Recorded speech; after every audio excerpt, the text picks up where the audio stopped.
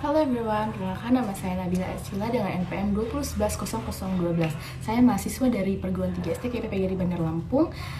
Semester 6 ingin melaksanakan kegiatan bimbingan klasikal dengan berbasis online dengan menggunakan media Zoom atau aplikasi Zoom.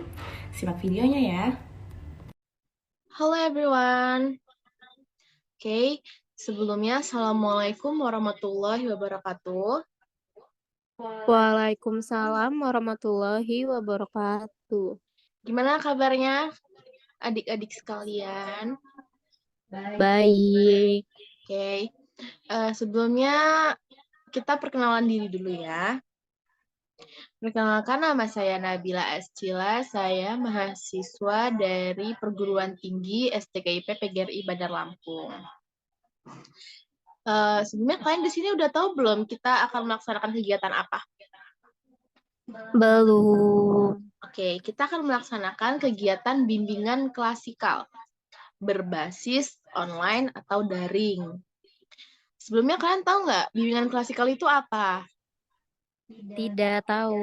Oke, bimbingan klasikal itu bimbingan yang diberikan kepada seluruh jumlah siswa yang tergabung dalam suatu kegiatan pengajaran yang dilakukan oleh konselor. Baik, di sini saya akan membawakan materi yang berjudul dampak handphone atau medsos. Sebelumnya, di sini ada yang nggak punya handphone atau nggak punya medsos gitu? Tidak punya semua. Pasti punya semua ya. Oke, ada yang tahu nggak sih apa itu handphone?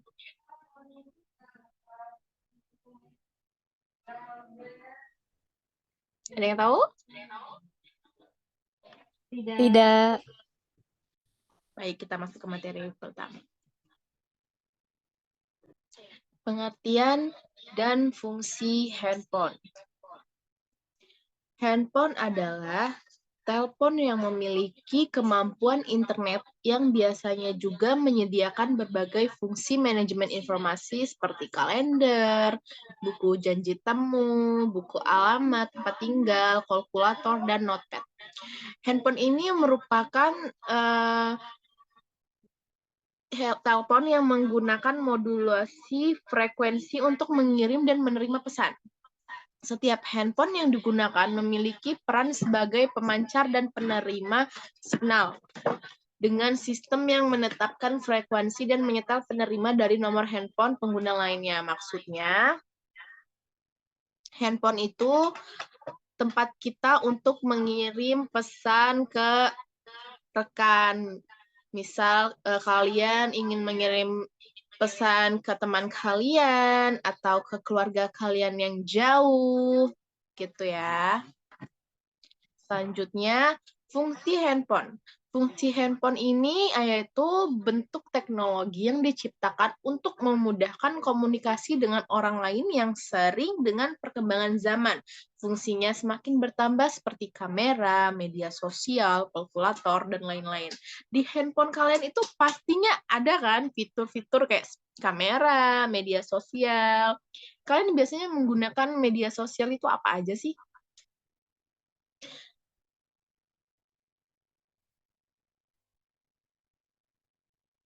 Biasanya Instagram, Twitter, Kakao Talk. Oke, banyak ya. Jadi sekarang tuh sudah banyak, udah berkembang. Kalau dulu itu handphone hanya bisa untuk menerima pesan, mengirim pesan, menerima telepon, menelpon, seperti itu. Sekarang tuh udah ada media-media sosial yang ada di HP. Dan sekarang tuh HP tuh udah banyak tuh tipe-tipenya ya. Oke, dan kalian semuanya pasti punya kan ya media sosial itu? Punya. Oke, pasti punya. Nggak mungkin tidak punya ya. Yang kedua, fungsi handphone yaitu sebagai alat komunikasi melalui suara dan pesan singkat atau SMS yang tadi ya guys.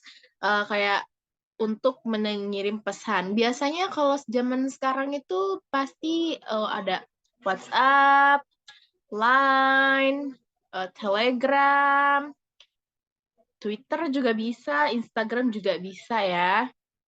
Terus handphone juga bisa menyiarkan radio, televisi, bisa ya televisi, maksudnya YouTube kali ya mungkin. Bisa juga ada game, kayak kalian suka main game di handphone nggak sih? Suka Biasanya kalian tuh suka main game apa gitu di handphone? Mobile Legend, PUBG. Banyak ya game-game yang di handphone itu. Oke, masuk ke materi selanjutnya. Oke, di era sekarang ini penguasaan teknologi sangat penting karena menguasai teknologi itu kita tahu dunia atau ilmu-ilmu pengetahuan yang ada di tempat lain atau di dunia luar gitu ya.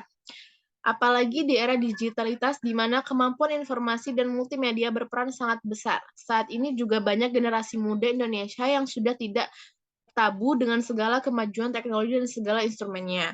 Para pelajar mulai dari sekolah dasar sudah diperkenalkan dengan teknologi terutama handphone, di mana penggunaan handphone saat ini banyak diminati seluruh kalangan, baik anak-anak maupun orang dewasa, dengan segala dampak yang akan ditimbulkan, baik dampak perilaku positif maupun perilaku negatif.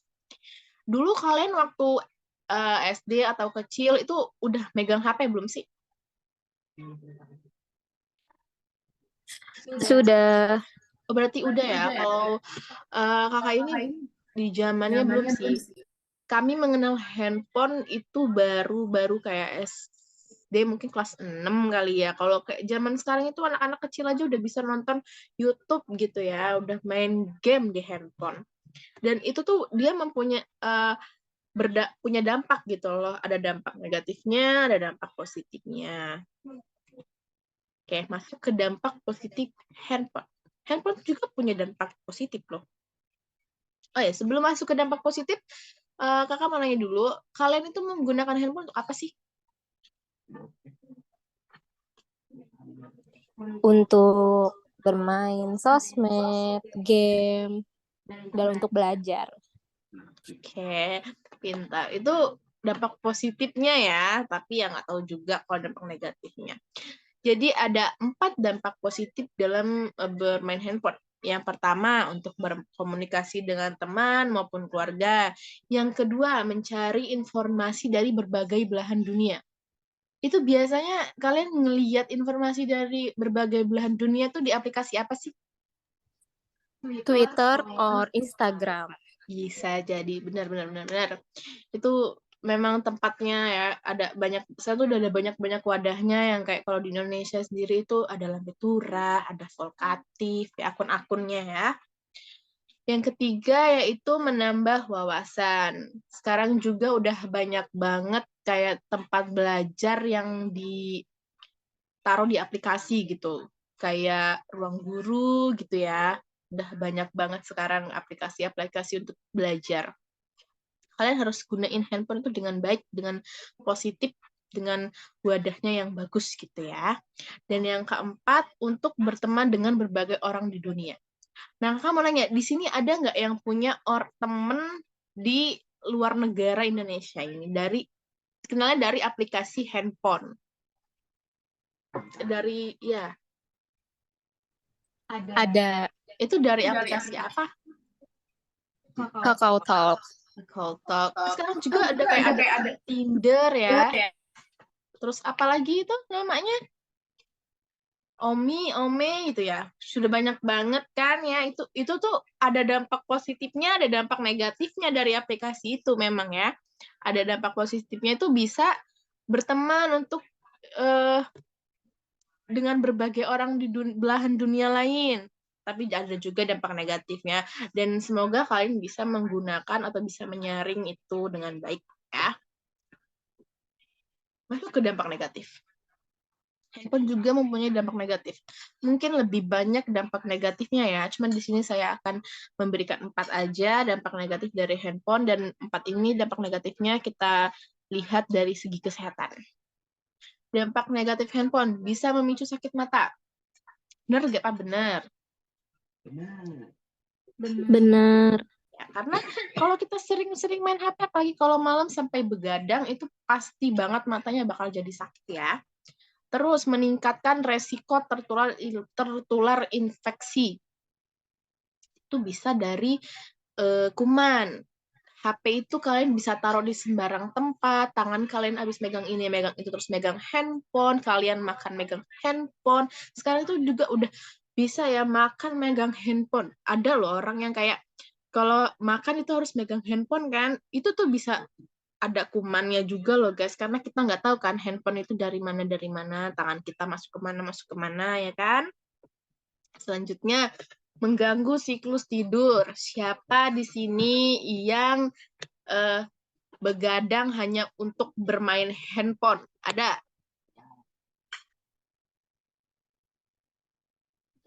Tidak ada. Bagus, kalau gitu ya. Jangan sampai gitu loh. Soalnya kalau misalnya kita begadang cuma untuk main handphone, aduh sayang banget, tidur harus cukup.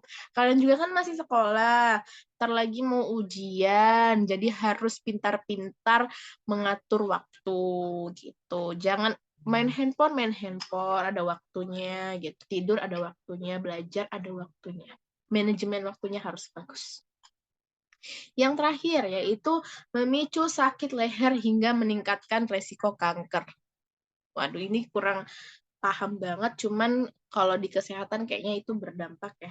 Ada gitu loh, kayak kalian kalau main HP itu pasti HP tangan di sini, HP di sini, asal kalau lagi tiduran. Pasti lebih enak main HP duduk atau tiduran?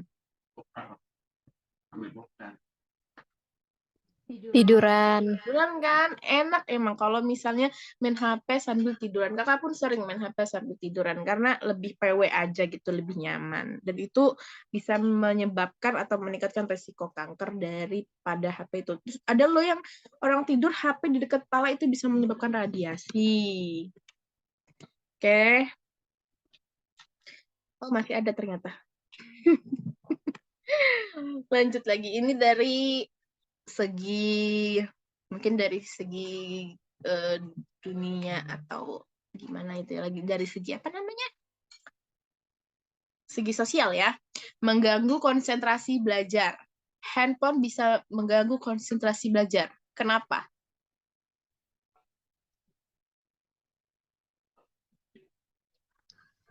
Karena ketika kita belajar terus main HP, kita akan terpaku dengan HP dan akan meninggalkan pelajaran tersebut. Betul sekali. Itu pasti banget akan terjadi kalau kalian belajar tapi ada HP di sampingnya.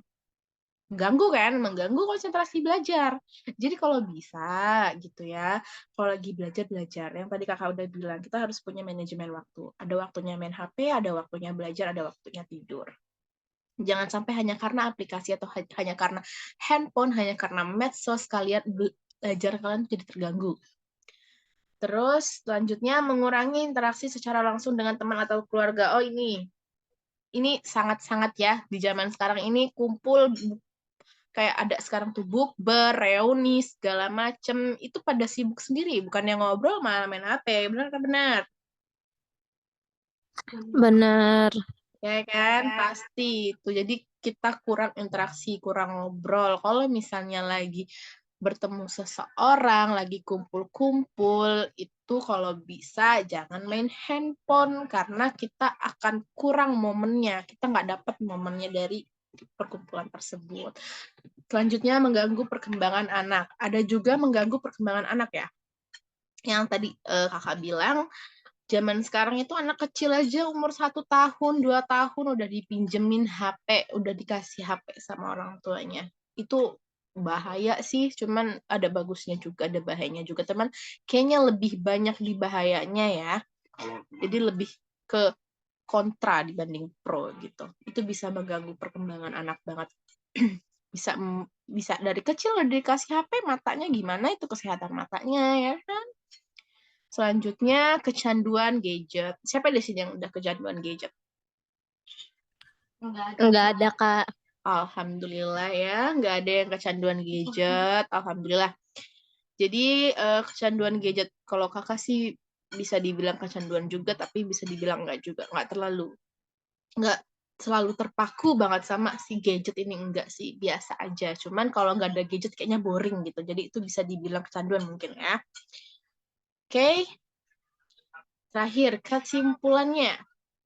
Handphone untuk sebagian besar masyarakat Indonesia diperlukan sebagai sarana untuk menjalin hubungan dengan orang lain dan bukan atas motif-motif yang lain, kekuasaan. Di mana untuk negara maju, handphone digunakan untuk sarana bisnis. Dengan demikian, Indonesia menjadi pasar yang potensial untuk berbisnis berbagai jenis atau merek handphone terkenal. Dengan handphone, pergaulan di dunia yang menjadi sangat indah walaupun tidak nyata, serta memberikan sifat-sifat pencitraan dan kebanggaan dengan teman-teman sesama pengguna handphone. Di Indonesia, penggunaan handphone membawa perubahan dalam banyak aspek, tidak hanya dari teknologi dan bisnis, melainkan perubahan pada manusia itu sendiri. Dengan perubahan yang terjadi pada manusia, maka akan timbul perkembangan pribadi manusia atau tingkah lakunya. Hal ini tidak dapat terjadi dengan sendirinya atau tanpa adanya proses pembentukan yang terjadi dalam interaksi manusia dan berhubungan dengan objek tertentu. Oke. Kakak rasa mungkin pertemuan kali ini cukup sampai di sini. Apabila ada waktu atau ada kesempatan kita bisa ketemu lagi. Dan kakak harap kalian mengerti dan paham dan bisa menempatkan handphone ini sebagai bentuk apa ya, kayak bentuk kalian untuk keboringan kalian boleh, untuk mengisi waktu kosong kalian boleh, tapi jangan kalian sampai kecanduan gadget yang berlebihan atau too much segala macam itulah ya. Jangan sampai kalian kayak gak bisa banget hidup tanpa handphone gitu. Handphone ini punya dampak yang positif, punya dampak yang negatif. Semoga kalian mengambil banyak kurangnya dari dampak positif ini aja gitu. Jangan ke dampak negatifnya. Oke teman-teman, baik. Sekiranya kakak akhiri pertemuan kita kali ini. Apabila kakak ada kesalahan, kakak mohon maaf. Kepada Allah kakak mohon ampun. Saya akhiri. Wabillahi taufiq wal hidayah. Wassalamualaikum warahmatullahi wabarakatuh. Bye-bye. Waalaikumsalam warahmatullahi wabarakatuh. Terima kasih Kak informasinya. Sama-sama.